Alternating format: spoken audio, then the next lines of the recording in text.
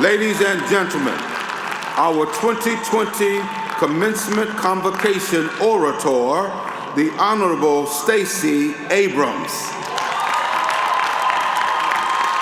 Thank you.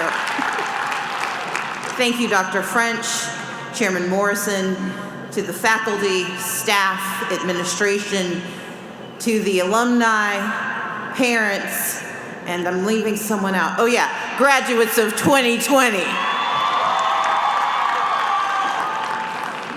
We were supposed to do this last year. I had a whole thing planned, but the world changed a little bit. But what didn't change is what I want to talk to you about. You see, this may not be your year of commencing because you've already gotten out there and started, but this is an opportunity to review what you already know. Think about it as the last test you'll ever have to take, at least until you go to grad school or post-grad school or outside. When I ran for governor in 2018, I was warned by many that it was a fool's errand. You see, my hair is too curly, my skin was too dark, my gap was too large, and there was more of me than most people expected. I was told that Georgia wasn't ready for me, that America wasn't ready for the conversation because there had never been a black woman to serve as governor in the history of our nation. I didn't care. You see, I was born in Wisconsin, grew up in Mississippi, came of age in Georgia. I lived in Texas and in Connecticut and in Washington, D.C., but what I knew of myself was this.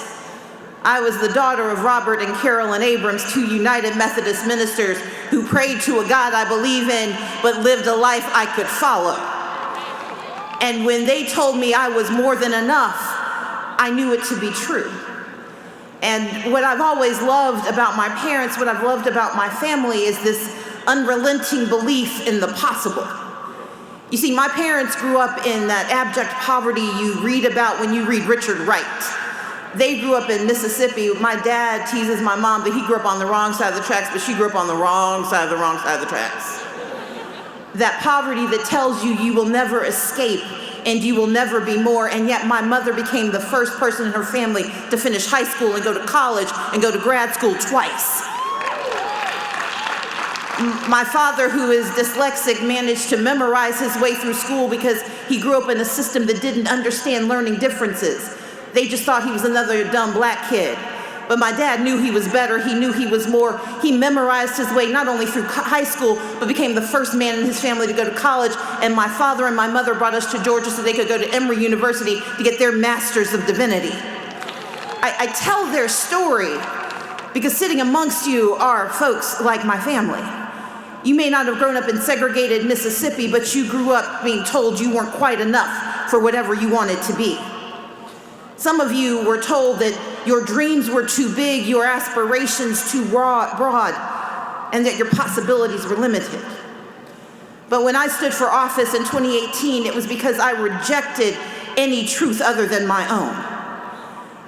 I wasn't entitled to victory, and the Lord knows I didn't get it, but I was entitled to try. I was entitled to believe that more was possible and that the only impediment to my achievements would be my willingness to work. And I think that's what you all mean with your motto, find a way or make a way. And so I want to leave you with three things that I have carried with me. I carried with me into that race and I carried with me out of that race. Number one, do not edit your desires. So often we are told that we need to keep our dreams small. They don't ever use that language. You just get that look when you say you want to be this or you want to do that. They never say edit your desires, but they say, are you sure?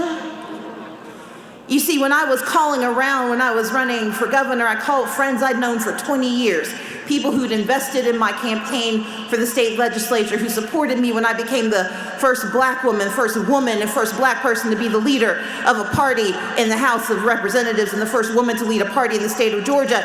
And these very same people who knew me, who knew my work, when I called them and said, I'm running for governor, They would say, Stacey, you are so smart and capable, but you're a black woman. And I would reply, I know. I've seen me. What they were trying to tell me was that my ambition was too large, that wanting to stand as the leader of a state was too big for me, that my ambition of eradicating poverty and lifting up our communities, that reforming a criminal justice system that sees our bodies as commodities, that doing what we needed to do to change the environment, both the climate and the communities, that those things were too big for someone like me. They wanted me to edit my ambition, to pare down. In fact, someone told me, why not run for the state senate? That's a promotion.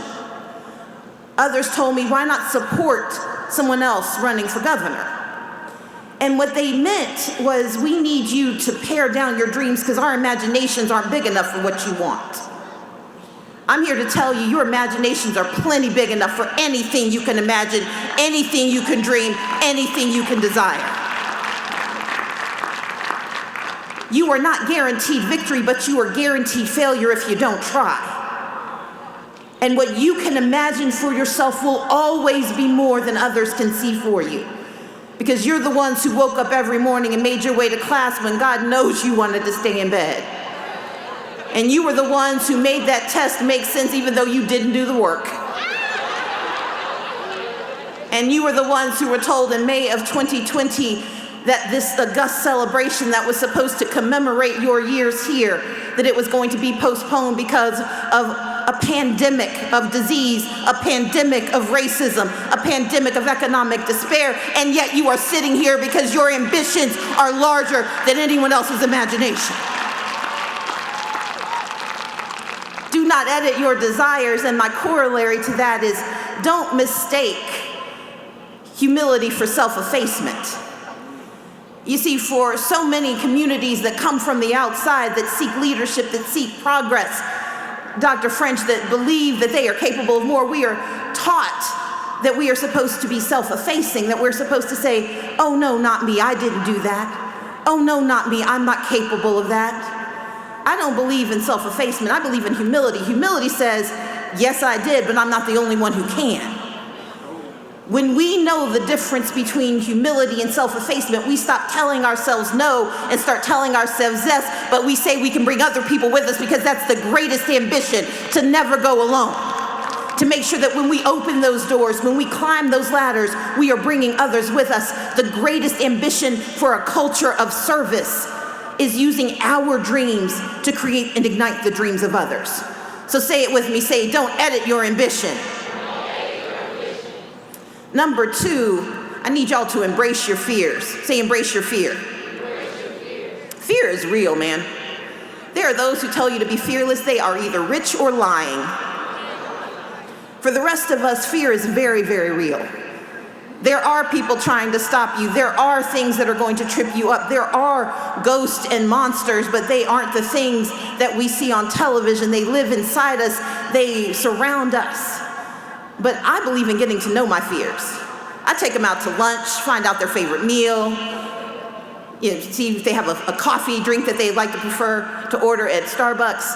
I believe in embracing my fears because without fear, how will we ever know bravery?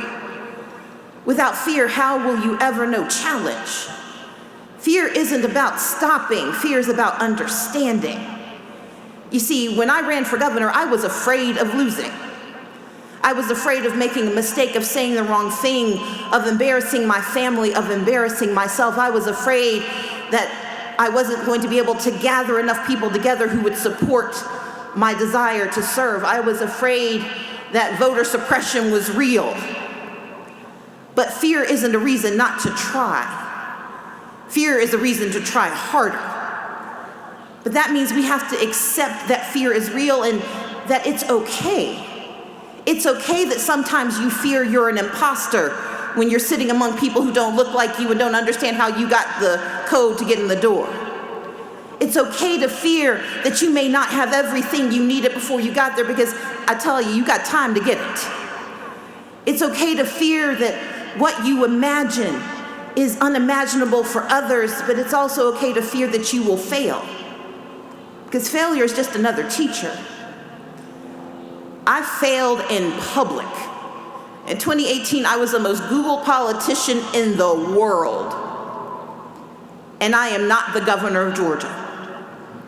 And the fears I had when I ran for office, some of those came to fruition, some did not. But the reality is, my fear helped me get better at my job.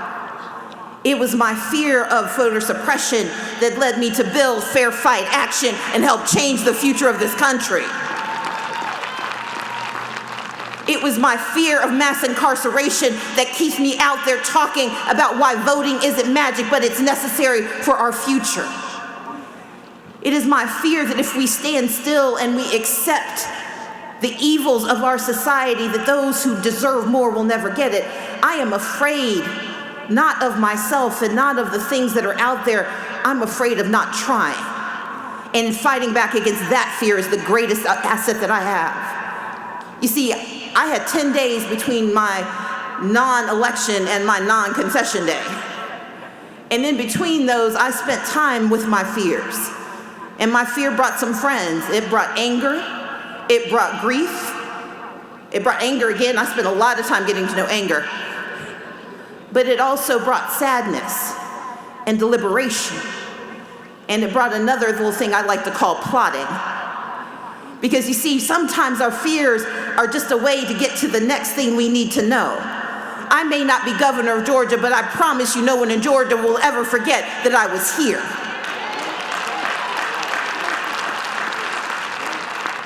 And so for you, the fears that hold you back, the fear that 2020 was a harbinger of what to come, please let that fear go. Please know you are greater than any moment that seeks to define you. Please know that you are more than enough for the moments ahead of you. And please know that your fears are real, but so is your fortitude. So is your fearlessness. So is your ambition.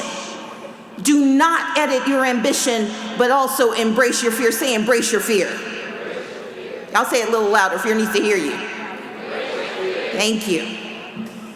If we do our jobs, if we refuse to edit our ambitions and we embrace our fear, there's one last thing we have to do, and that is remember why. When I didn't become governor, I had the option of just crawling inside myself and hiding. I had the opportunity to just throw away every instinct I had for politics and say, I'm just gonna go and write, or I'm gonna go and be a lawyer again. But I made myself think about why. Because so often we focus on what? We focus on the title. We focus on the salary. We focus on the accolades, but we have to remember why we do this. Why you are sitting in those chairs. You didn't just go to college to go to college. You didn't just go to grad school to go to grad school. You had a why. That why may have been a curiosity about the future. That why may have been you were the first person in your family who was going to make it above the working class and into the middle class, or from middle class to the upper class.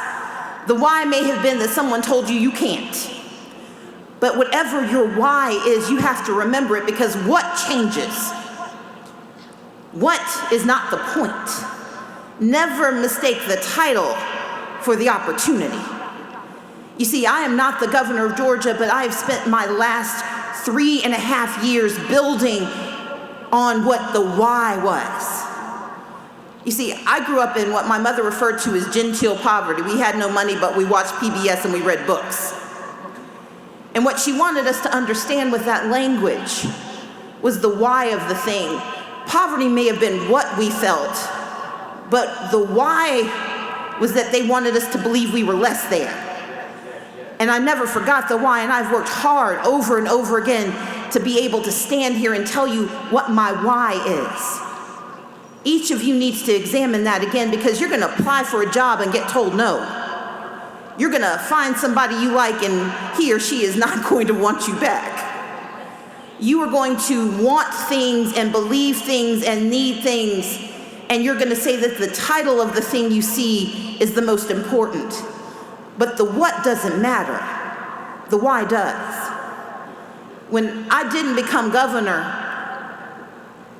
my responsibility didn't suddenly disappear.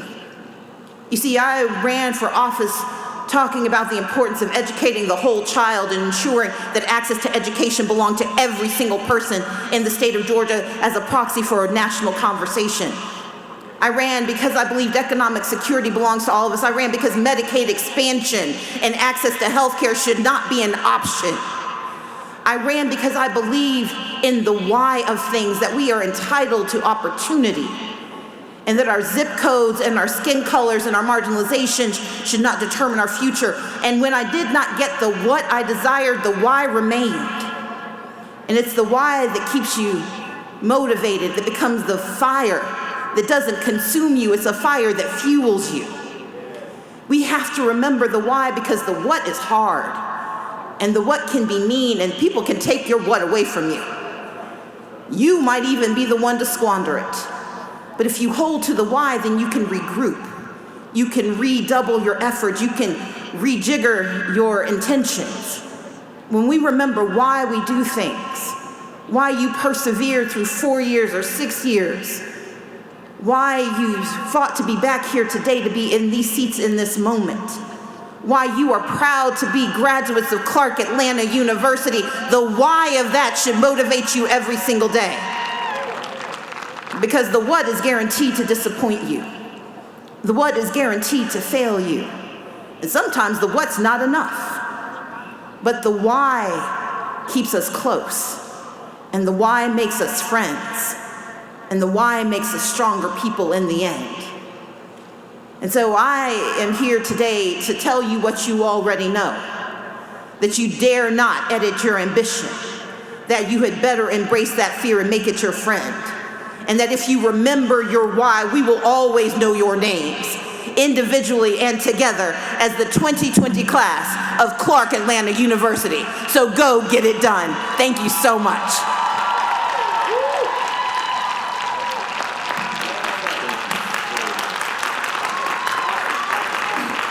Come on, class. The Honorable Stacey Abrams.